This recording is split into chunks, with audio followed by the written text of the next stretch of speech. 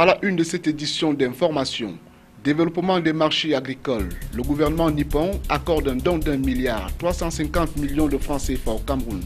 Lupaul Moutazé, le ministre camerounais de l'économie, Elisabeth Wibens, la directrice des opérations de la Banque mondiale et l'ambassadeur du Japon au Cameroun ont paraphé les documents y afférents à Yaoundé.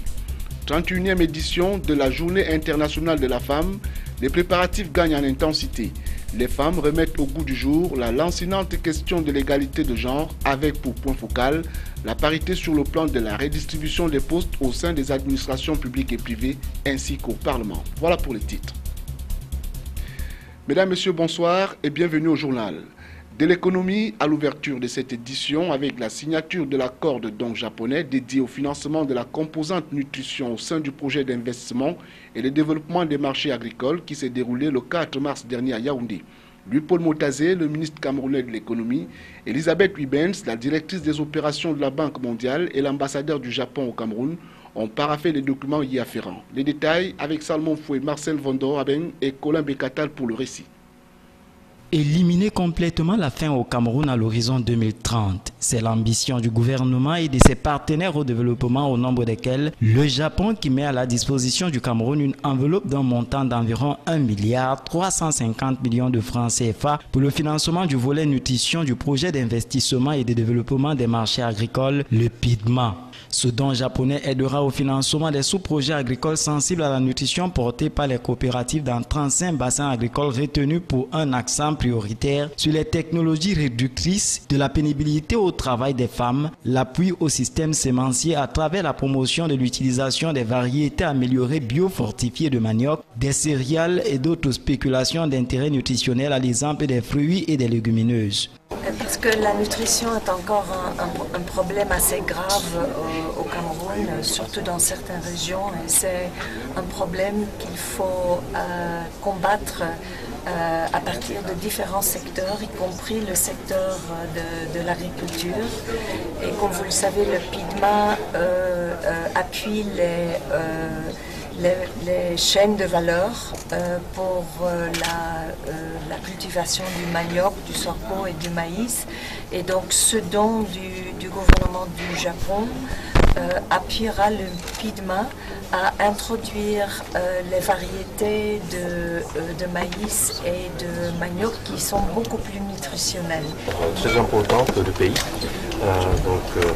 C'est pour ça que quand il y a la proposition de la part de la Banque mondiale, nous étions tout à fait d'accord de mettre notre fonds auprès de la Banque mondiale à allouer une partie de ce fonds à allouer ce projet. Bon à savoir, le Cameroun et la Banque mondiale ont signé en date du 15 décembre 2014 un accord de prêt d'un montant de 50 milliards de francs CFA pour la mise en place et le financement du projet d'investissement et de développement des marchés agricoles. Ce projet ne prenait pas en compte le volet nutrition. C'est dans ce sillage qu'intervient le don japonais pour promouvoir les bonnes pratiques alimentaires et nutritionnelles. Économie encore, les hommes d'affaires et investisseurs belges en mission économique et commerciale ont bouclé la série de contacts engagés au Cameroun depuis le 28 février 2016. La visite qui rentrait dans le cadre de la prospection des partenariats économiques avec les milieux d'affaires camerounais s'est achevée hier à Douala. Les détails dans cet élément de la rédaction.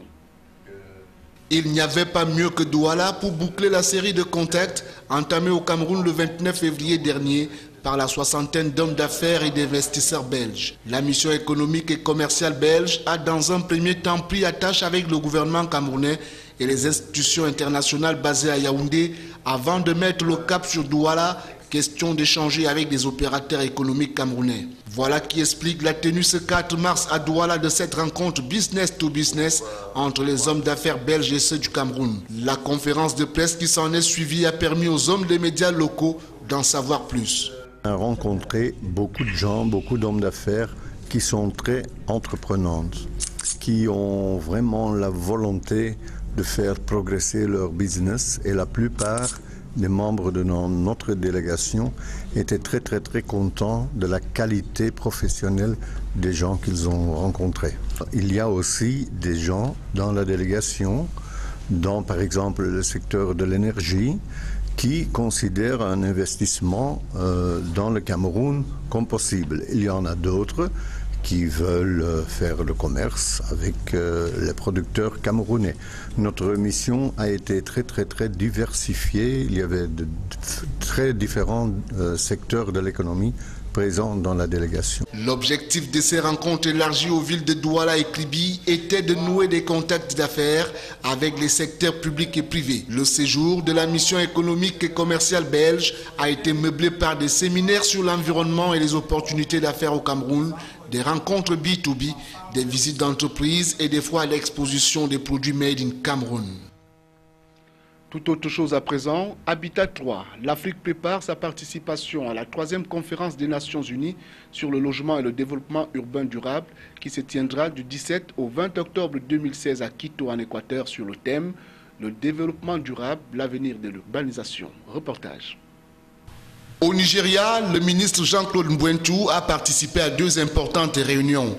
La première, les assises du sous-comité sur le développement urbain et les établissements humains qui étaient placés sous le signe de la consolidation de la position de l'Afrique pour un front uni et une position commune sur l'agenda durable à l'horizon 2030 et sur la vision 2063. Du communiqué du ministère de l'Habitat et du Développement durable, il ressort que les travaux ont permis aux ministres africains en charge de l'habitat et de l'urbanisme de finaliser et d'adopter une position commune sur Habitat 3, la 3e conférence des Nations Unies sur le logement et le développement urbain durable qui se tiendra du 17 au 20 octobre 2016 à Quito, en Équateur, sur le thème « Le développement durable, l'avenir de l'urbanisation ». Ce positionnement dans la perspective de l'Habitat 3 s'appuie sur la feuille de route de l'agenda post-2015 reflété dans les ODD, les objectifs de développement durable en particulier l'ODD 11. Par ailleurs, le MINDU a pris une part active à la réunion régionale à l'Habitat 3 pour l'Afrique qui s'est tenue le 25 et 26 février.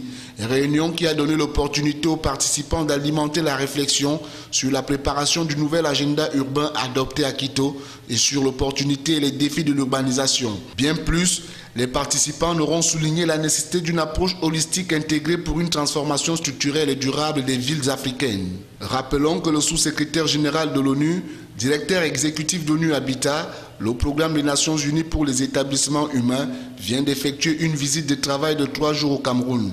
Du 15 au 17 février 2016, Juan Claus a eu à échanger avec les autorités camerounaises, avec en prime la signature avec le ministre Louis-Paul Moutazé de l'économie, de la planification et de l'aménagement du territoire, de l'accord de contribution financière d'un montant de 114 millions de francs CFA pour les études d'aménagement du corridor urbain des abords de l'autoroute Yaoundé-Simalène. Au cours de son séjour en terre camerounaise, Juan Claus a visité le chantier de construction des logements sociaux à Olembe et a assisté au Hilton Hotel à Yaoundé au lancement de la formulation de la politique urbaine nationale qui, selon le MINDU, est un ensemble de décisions consacrant la promotion d'une urbanisation plus transformative, productive et résiliente au changement climatique. Politique qui, une fois formulée, devrait définir les normes et les standards d'habitat dans les villes du Cameroun.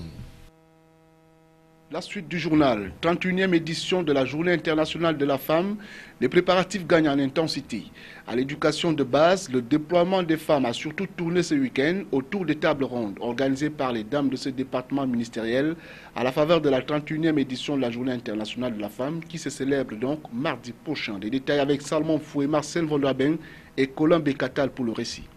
Genre et objectifs de développement durable, c'est le thème choisi par les femmes du ministère de l'Éducation de base pour meubler la table ronde qu'elles ont organisée dans le cadre de la célébration de la 31e édition de la Journée internationale consacrée aux femmes et dont l'apothéose aura lieu le 8 mars prochain.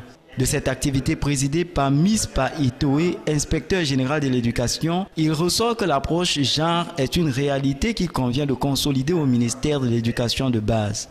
Au ministère de l'Éducation de base, nous pouvons confirmer avec les récents mouvements qui viennent d'avoir lieu, nous pouvons confirmer qu'un grand effort est fait parce que la représentativité des femmes dans ce département ministériel est grandissante.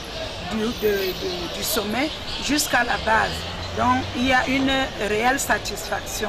Mais nous ne pouvons pas dire que le comble y est déjà. Il y a un effort qui doit être fait pour qu'on atteigne vraiment le pourcentage des femmes qu'il faut dans ce département ministériel. Des statistiques présentées au cours de cette table ronde révèlent qu'il existe 458 postes de responsabilité dans ce département ministériel, dont 77 occupés par des femmes, soit un taux de 16,81% avec pour chef de département une dame. Dans le cadre des activités de la 31e Journée internationale de la femme, l'accès aux ressources financières, matérielles et idéologiques demandées par les femmes au ministère des Finances. Aussi ont-elles réclamé leur participation dans la prévention et la résolution des conflits sous la conduite de Mme Tchafak Berthe, conseillère technique au ministère des Finances et présidente du comité d'organisation des festivités de la 31e édition de la Journée internationale de la femme. Reportage. La salle des actes du ministère des Finances, transformée en amphithéâtre, a permis le partage du pupitre à deux enseignantes, Dr Viviane Ondoa et Dame Nathalie Foucault. Deux femmes d'exception qui ont partagé leurs connaissances et expériences avec leurs sœurs du ministère des Finances. C'était à travers un échange participatif sur le leadership et la résolution 1025 du Conseil de sécurité de l'Organisation des Nations Unies. Pour la Journée internationale 2016, le thème retenu par l'ONU est « La parité en 2030, avancer plus vite vers l'égalité des sexes ». Au Cameroun, le ministère de la Promotion de la Femme et de la Famille a opté pour le thème « Égalité des sexes et autonomisation des femmes, gagner le pari, surmonter les obstacles ». C'est ainsi que Dr Ondoa Biwole a édifié les femmes du ministère des Finances sur l'objectif du développement durable 4 qui veut que le monde parvienne à l'égalité des sexes et à l'autonomisation de toutes les femmes et filles. Au regard des conformismes sociaux dont est victime la femme camerounaise, malgré la place que lui reconnaît le président Paul Biya dans ses discours, le directeur général adjoint de l'Institut supérieur de management public a fait un plaidoyer qui interpelle les décideurs ou les gouvernants sur les écarts considérables observés entre l'homme et la femme. À l'en croire, le vrai combat est l'accès aux diverses ressources qui donnent l'autonomie et la liberté. Le deuxième exposé a permis à Nathalie Foucault d'éclairer la lanterne des femmes du MINFI sur la résolution 1235 adoptée à l'unanimité le 31 octobre 2000. Résolution qui, de l'avis de la secrétaire générale de la Ligue internationale des femmes pour la paix et la liberté, impose aux différentes parties d'un conflit de respecter le droit des femmes et de soutenir leur participation aux négociations de paix et à la reconstruction post-conflit. Nous avons choisi le thème leadership et résolution des conflits parce qu'en réalité, face à tous les défis qui interpellent la femme au niveau du ministère des Finances, il faut qu'elle puisse faire preuve de résilience. Résilience parce que les défis qui lui incombent sont énormes. Résilience parce que la proximité avec les hommes dans ces sujets très phallocratiques des chiffres font que la femme du ministère des Finances doit être suffisamment armée pour pouvoir effectuer les missions qui lui sont confiées. Il ne reste qu'à attendre patiemment le jour J pour la grande parade au boulevard du 20 mai à Yaoundé. Toujours en rapport avec la journée internationale consacrée à la gente féminine, les femmes de la délégation régionale du ministère des Domaines, du Cadastre et des Affaires foncières pour le littoral sont sur le qui-vive depuis quelques jours. Hier 4 mars, elles ont entretenu les populations sur les différentes activités de ce département ministériel au plan régional. C'était dans le cadre d'une journée portes ouvertes qui avait pour thème l'appropriation des procédures domaniales, cadastrales et foncières. Les détails dans cet élément de la rédaction. Les activités liées à la Journée internationale de la femme dans les administrations publiques gagnent en intensité. À quelques heures du jour J, les dames de la délégation régionale du ministère des Domaines, du Cadastre et des Affaires foncières pour le littoral se sont retrouvées dans le cadre d'une journée portes ouvertes qui a permis aux usagers de mieux appréhender le rôle et les missions de ce département ministériel, tant sur le plan national que régional. Cette journée portes ouvertes, c'est pour faire connaître les activités que nous effectuons à notre ministère au niveau régional, au niveau de la région du littoral. Donc, toutes les activités que nous menons au quotidien, nous voulons édifier le visiteur qui vient pour un service dans nos différents services, qu'il soit informé de toutes les procédures, qu'il soit informé, qu'il sache ce que nous faisons dans nos bureaux tous les jours au quotidien.